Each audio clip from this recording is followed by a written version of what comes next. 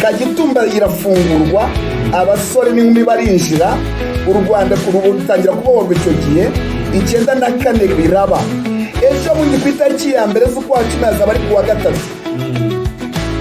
APR izahura na Piramide. Abakinnyi uyu munsi intego bazi itariki ya mbere y'ukwakira.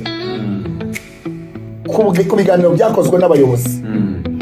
Umukunzi wa APR iri joro tware mu biganiro n'ubuyobozi bwa ekipe, ntabwo ari ibintu by'ibanga.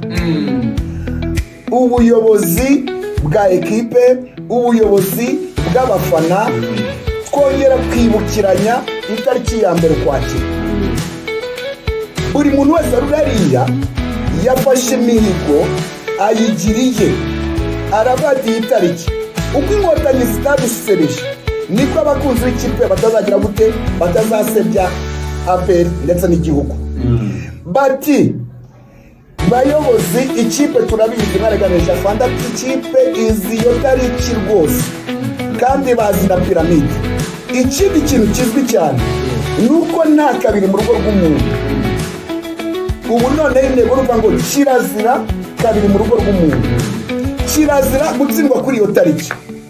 Urugero n'inkotanyi uko zakoze niko ikipe ya APR igiye gukora ku itariki ya mbere kwakira. Imyiteguro from stadium to stages, your daily dose of sport and entertainment.